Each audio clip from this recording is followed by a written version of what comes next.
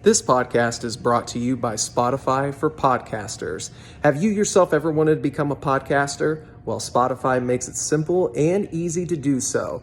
You can record, edit, and even distribute your podcast straight from their app. The best part? It is absolutely 100% free. Visit their website, podcasters.spotify.com, for more details, and download the app on your Apple or Android devices today to get started on your podcasting adventure. That's Spotify for podcasters.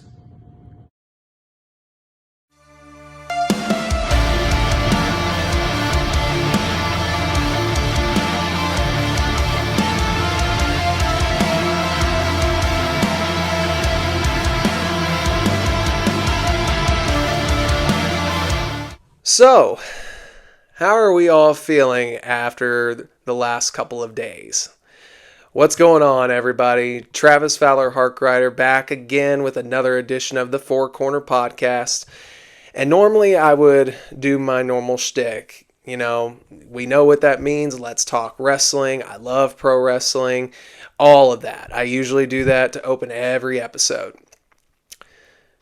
But this week's episode is different. The format that I had been concocting for the whole week after Friday, I threw it out. Done. There was only one subject that needed to be talked about.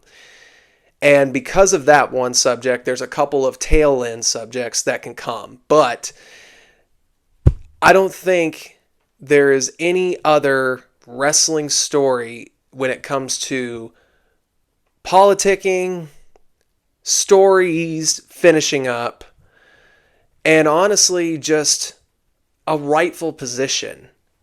There is not anything else that we are concerned with other than what we saw happen at the end of SmackDown on Friday. I'm recording this on Saturday evening, and it's dropping right now Monday morning. And I'm more than confident as to say that I probably haven't changed my stance or my feelings on this topic at all. So what I'm going to do is I'm going to give my opinions, thoughts, ideas, whatever you want to refer to them as, here in just a little bit. But we're going to start off with what we know. And when I say what we know is what is being reported right now. Full disclosure, I think at this moment, the only news outlet I trust to any kind of immense degree would be PW Insider.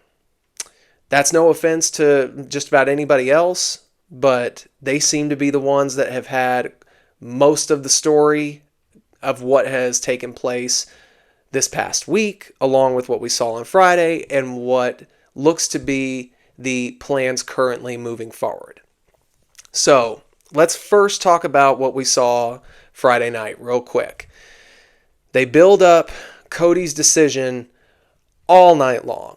They talk about that tonight is the night he's choosing. Is it going to be Roman Reigns and the WWE Undisputed Universal title? Or is it going to be Seth Rollins and the World Heavyweight Championship? Who is Cody picking for WrestleMania 40? I think we all pretty much knew what was going to happen when he won the Royal Rumble last weekend. I mean, he pointed towards him after he pointed towards the sign. I think it was pretty obvious. That's where all roads, no pun intended, were leading to. Seth comes out, cuts that amazing promo on Monday to put in a little shadow of doubt there. I think there was a little bit more behind that now, considering what has taken place up to this point. And now it's time. We are at the segment, and it's so intense. It really is. Like, the one thing I can give WWE props for, even in this situation, is they knew how to make the moment feel big. This was important. They had been building up to this decision all night, as we mentioned earlier, and you could feel it. Everybody was ready, and we knew what was about to happen, and we were stoked for it. Reigns comes out, cuts a great promo that just ran down Rollins and really just put it out front and center. You can either pick the number 2 guy in the business, or you can come and try to take number 1. Cody comes out. Fans love it. Fans are with him. They are ready to hear this decision. Cody delivers the promo that I think was the most appropriate. I could not have said basically anything better than what he did, because it was exactly what I thought after Rollins cut his very intriguing promo on Monday. I give it that. He made it known. Roman is who I want. That title, the WWE title, is what I want. And then after he went through this whole spiel, he utters the phrase, "but not at WrestleMania." During his build-up, he had made mention that he had talked to several friends and family members, legends, Hall of Famers, all week long to try to help him make this choice. And then he brings up that there was one guy in particular as part of that council that he had a conversation with, and he knows Roman Reigns very well. At that moment, for myself personally, my heart dropped, because I knew what this was meaning as a fan, at least what this at the moment implies. I say that because, again, we don't know exactly. We can only assume and speculate at this moment. It's pretty good assumptions and speculations, but nevertheless, he utters the phrase, and seconds later, we hear the infamous, "If you smell," and we knew. Here's The Rock. The Rock comes out, gets in the ring, shakes Cody's hand in like the bro code way, brings him in for a hug, and he's whispering something to Cody. We don't know what he said. I don't even know if it's necessarily any of our business to know exactly what was said. Part of me just kind of wants to know anyway because of everything that's played out to this point. But then we see Cody, and we see his reaction really from the time that Rock stepped in the ring. From that time to the hug to the point where he leaves the ring and then walks backstage. And all that's left is Rock and Roman, who make their way towards each other and the center of the ring for a stare down, face to face, eye to eye. And SmackDown goes off the air with the bar at the bottom showing the WrestleMania kickoff presser live from Las Vegas this Thursday. Mind you, I don't think we can say that Cody made his pick official. He just stated what he wanted. Rock and Roman didn't say a thing. We all know what the implication is, though. The reason I bring that up is because of what one of my ideas is, and I think it's a pretty obvious one that most people probably thought of last year. You can do it this year too, but we'll get into that here in just a little bit. But as it stands right now, it seems pretty obvious, according to also PW Insider, what the plans are going forward. So let me go ahead and just read off what's been reported up to this moment and what we can, at the moment, anticipate for WrestleMania 40. According to PW Insider, plans changed late last week from Cody Rhodes, who was penciled in to face Roman Reigns for the championship. And The Rock utilized his new position on the board of TKO to basically push hard for him and Reigns at WrestleMania. There had been rumors throughout the week, last week, that they were looking at a Saudi show, which I wouldn't have necessarily had a problem with Punk being injured. That obviously took one night of WrestleMania away for their main event. Because, again, according to PW Insider, the original plan was Cody Roman night 2, Punk Rollins night 1, which is what we all thought and wanted and were very much excited for. Punk gets hurt. It's an unfortunate situation, but it's there. The reason The Rock supposedly pushed hard for this spot and this match in particular is to quote unquote save WrestleMania. With Punk being injured and taking the Rollins match off the table, to all of the controversy surrounding Vince McMahon and Brock Lesnar this week, Brock has been removed from any future WWE plans.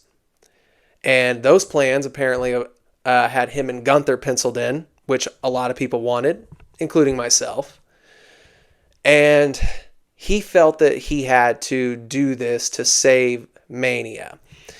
It also, according to PW Insider and even one Twitter thread, or I should say page, Wrestling Purist was even reporting that Rock basically got this to show that he has power within TKO and that Endeavor can trust his membership on the board to help make money for WWE and steer them in the right direction going forward.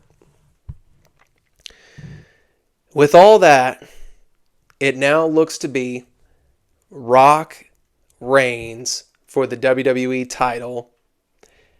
Rhodes is set to challenge Rollins for the world title at WrestleMania Night 1. And then possibly a unification match for the world title and the WWE title at SummerSlam. And this would involve Cody Rhodes. And it has yet to be determined if it would be The Rock or Roman Reigns that would face Cody. Mind you, I think it would more than likely be Roman, but as part of the same rumor going around about The Rock pushing hard for the match, within that same rumor, there was also a push of him winning the match and being the WWE champion and breaking Roman's title record. So that's all according to PW Insider. And as of this moment, all of the implications that we have seen is that this is what we're getting for WrestleMania's Night 1 and 2. Now, let's talk about what I feel could be done or should be done. Rock and Roman. I would be lying if I didn't admit that I myself didn't want to see the match. I do want to see it. Rock and Roman is huge. It's this generation's Hogan and Rock, okay? You could even say it's Cena and Rock. This, without a doubt, is the biggest match that you could put on for this era. To say that nobody wants to see this is a straight fallacy. I think if you're a pure wrestling fan, sports entertaining fan, whatever you want to say, if you're a fan of professional wrestling, you still want to see Rock and Roman. I got goosebumps watching the segment on Friday as well. I'm not even going to lie about that. But in the same breath, when he hugged Rock and walked away, I'm not going to lie, my heart sank for Cody. I have been a fan of Cody since he first walked away from WWE. And the reason I did that is because he is a guy that exemplifies betting on yourself before that became like the popular phrase to use. Because he did. He walked away from a lifetime job, guaranteed, of working in the WWE. But he was working under a gimmick that he did not want. Nobody was listening to his creative input to go back to Cody Rhodes. They only saw him as Stardust, so he left of his own accord and decided he would go make a name for himself. He went to the Indies. He went from wrestling in front of thousands into sometimes only wrestling in front of hundreds of people. He would go to Japan and become a member of the Bullet Club, which we know sparked the infamous Bullet Club Civil War. But I was a fan because this guy was making the rounds, making the towns, and making things happen for himself. He got booked with Ring of Honor and became the Ring of Honor champion. He would later go on to be one of the founding fathers of, at the time, just a big independent show, but not just any big independent show. It's the biggest independent show in history of professional wrestling. Wasn't put on by any company. It was three guys that said, hey, Meltzer's going to call us. Well, guess what? We can go ahead and fill a 10,000 seat arena. And they did. All In became what it was. At All In, he faced Nick Aldis, the now SmackDown general manager, for the NWA World title, a title that his father held. And he beat Nick Aldis and held that same championship, that same 10 pounds of gold that his father once wore. This man became a founding father of the alternative product here in North America, specifically the United States. All Elite Wrestling was born off of Cody Rhodes' back, along with the Bucks and Kenny and Tony Khan. He leaves AEW after 2 or 3 years to say that I want my story to be heard and to be finished. We didn't know exactly what that story was, at least not until the night after, or I should say specifically the Raw after his return from WrestleMania 38, which I was there live for. And I figured he was coming back. The rumors were pretty huge that he had signed with WWE again.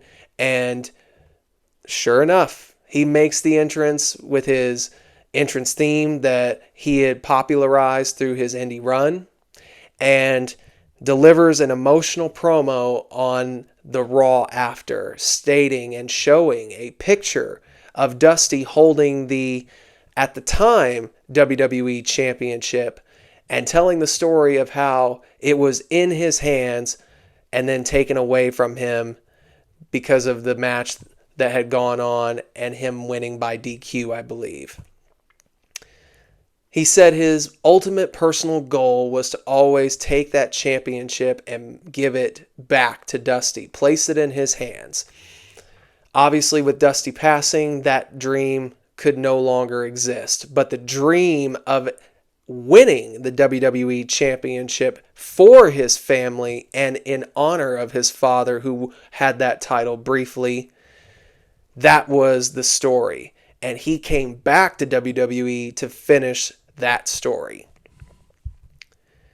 Meanwhile, before he came back, we had this amazing story being told that some would argue, and I happen to agree with it, it is the best professional wrestling storyline ever. Bigger than Austin and McMahon, bigger than NWO. The Bloodline story is single-handedly the biggest wrestling storyline ever. It's the best. It just is. It's amazing how we have these two stories now within the same company. One that has been an emotional ride with superiority of a dynasty. The other one is a royal dynasty in and of itself, that being the Rhodes. But they always were one step below that championship. And this man has come back to rectify that wrong. That is an amazing emotional story that people can get behind. Cody comes back and has his 3 matches with Seth, which are incredible. Him and Rollins had a wonderful match at Mania, followed it up with a sequel, and then the trilogy inside Hell in the Cell with the infamous torn pec. An amazing story, but it showed just how game Cody was coming back to WWE. He heals up from the injury, comes back at the Royal Rumble at number 30, wins the Royal Rumble, goes to WrestleMania Night 2 to face Roman Reigns in his unbelievable title reign that was just under 1,000 days at that time, and he loses. Many at that time, including myself, called that the wrong move. It was Cody's night. It should have been Cody's night. But we were told this story is just the end of this chapter. We still have time. We still have things to do. So now We get to Royal Rumble this year, and within this time frame, we have slowly seen Rhodes build himself back up. He takes out Lesnar after 3 matches with Brock Lesnar. He moves on, has a couple of feuds some would say are meaningless, but in my opinion, it still led to this ultimate destination.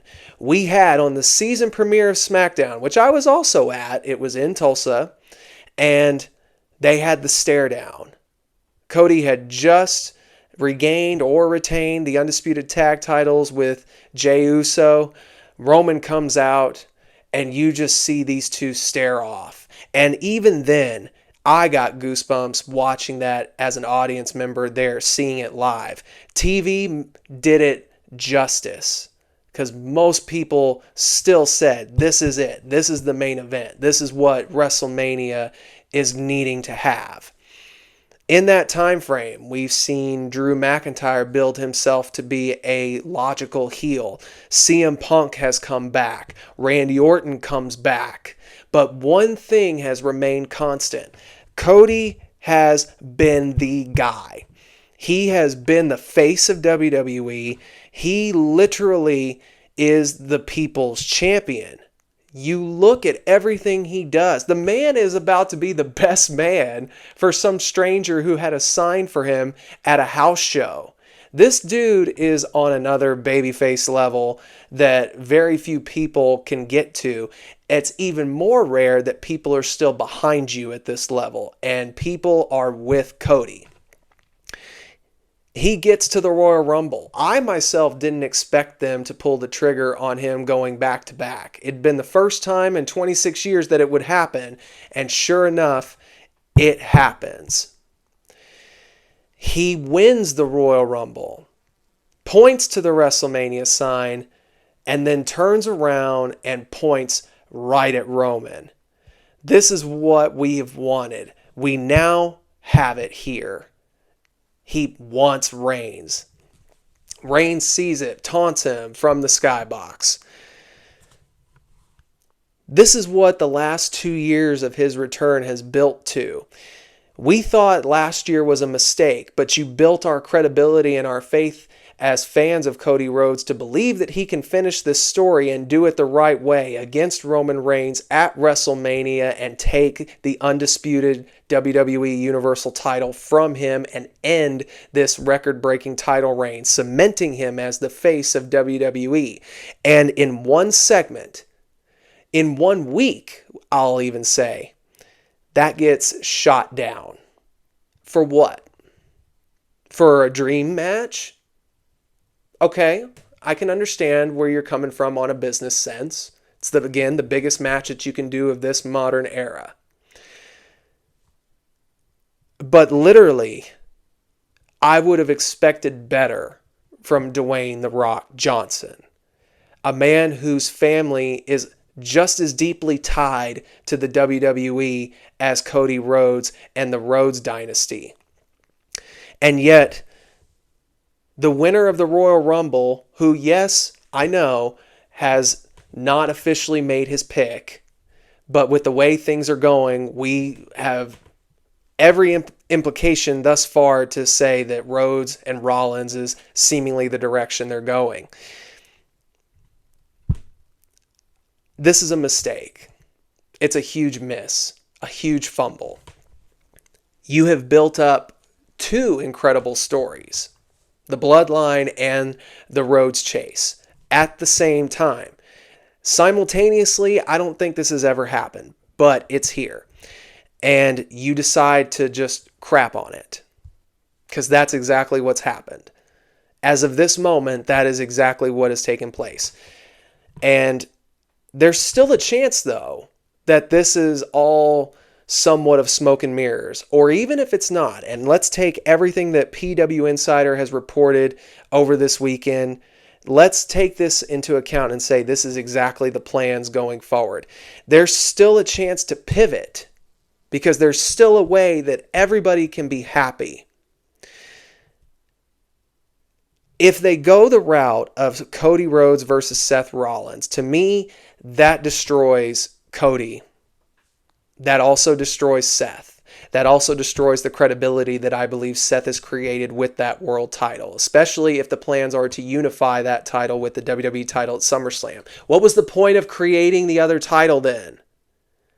That's irritating. Then you talk about, well, Cody doesn't need to finish the story at Mania. How? How does he not need to? I get that some people would argue Madison Square Garden, where the story really began, if you go back to the Dusty part of it. That's fine and dandy. The problem with that, though, is while Madison Square Garden is iconic and it is sacred ground for the WWE, it's not the show. WrestleMania is.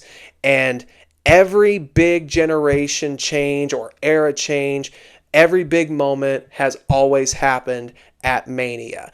It was with Bret Hart at WrestleMania 10 after he had gotten robbed at WrestleMania 9. How coincidental, here we are 30 years later dealing with nearly the same issue, only we've reversed the years a little bit and a little bit of the details.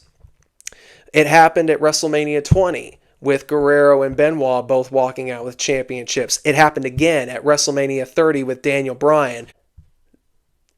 I think it also goes to show that YouTube's video of that full segment has over 3 million views as I record this on Saturday evening. And as of this moment, there was about 80 some odd thousand likes to the 400,000 plus dislikes. The most disliked video that WWE has ever put on YouTube. This can still be saved though. And everybody can get what they want, with maybe one exception of one individual. How can this be saved? Very simple.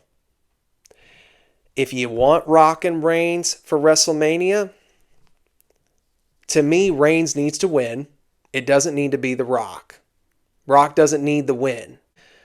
Roman Reigns needs to beat The Rock, and Rock Reigns needs to main event night 1. Cody Rhodes and Roman Reigns main events night 2 for that same championship, and Cody beats him and solidifies himself as the face of WWE going forward. That to me is the only way that this gets rectified. And some of you may be saying, but what about Seth and the world title? Well, here, let me go ahead and break it down for you real quick, because there's 2 options in my opinion. And these 2 options I think are the best options for Seth, because no, Seth would not be a main event. And I'm sure that would bug him a little bit. But he's Seth Rollins and he can still have a banger of a match. Honestly, if you put this idea on night 1, it might even trump Rock and Reigns if they went that route. But here's how you rectify the Seth problem. You either put Seth Rollins and Drew McIntyre against each other, because Drew has been on fire and the story makes sense with everything that Drew has done up to this point. Or what I personally would like to see, and would kind of be an homage to WrestleMania 6, and with 2K coming out with the 40 Years of WrestleMania campaign on the new 2K24, this plays really well and right into that. Seth Rollins versus Gunther in a winner-take-all match for the World Heavyweight title and the Intercontinental title. And the reason that story can also work is all based around the Elimination Chamber. And I know some people are going to be like, well, Cody can take the title at Chamber. It doesn't mean as much. It needs to be at Mania. I'm sorry, you're not going to have people feel any different and tune in at 5 a.m. here in the States to watch Cody Rhodes have his big moment, when people will then be like, oh, I can just tune in and watch it later. No, you need to watch it live. That's what he deserves. He has earned that right. Cody Rhodes has. So here's how I see Perth working out. This also is going to rectify the Gunther situation because he can't travel currently. But this is how it can play out. You either put Drew in the Elimination Chamber and he wins to go on to face Seth Rollins, or you put Sami Zayn in that chamber. He's one of the participants, and have him pull off the win. And now he's facing Seth Rollins, or so we think. and let's say Gunther comes out on the Raw after the Chamber, confronts Sammy, talking about how he could legitimately say, I couldn't leave the country for personal reasons, but if I could have been in that chamber, I would have been the one to walk out. You got lucky I wasn't there. Sammy takes it personal, and then he could be like, well, I'll tell you what, I'll give you a challenge tonight. You think you can beat me? How about you put your Intercontinental title on the line, I put my number one contendership on the line for WrestleMania, and whoever wins goes on to be not only the Intercontinental Champion, but the number one contender for the World Heavyweight title in WrestleMania. Gunther wins due to a Drew McIntyre interference, which sets up a personal match between Zayn and McIntyre and continues his downward turn towards the dark side.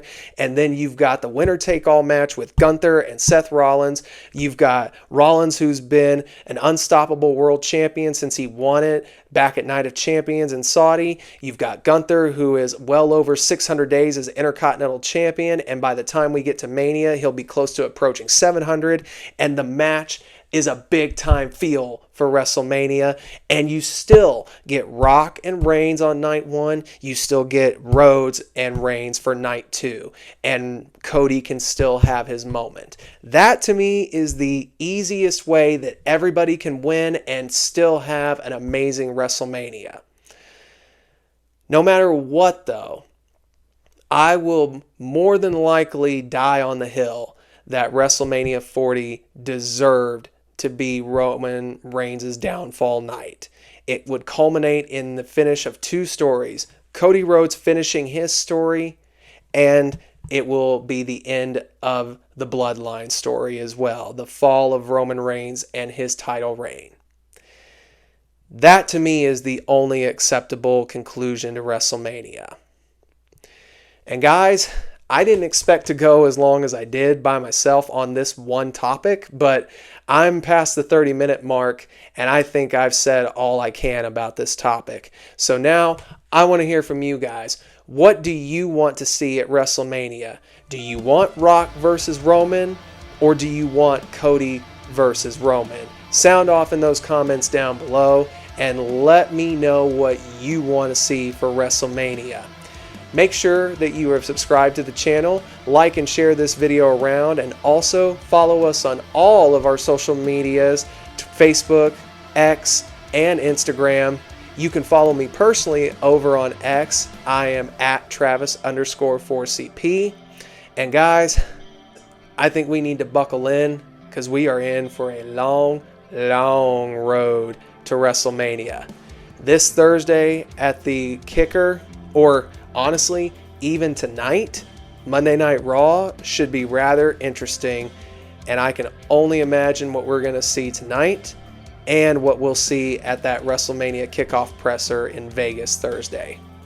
Until next week, guys, take care, God bless you, and as always, continue to love pro wrestling. If you can after this.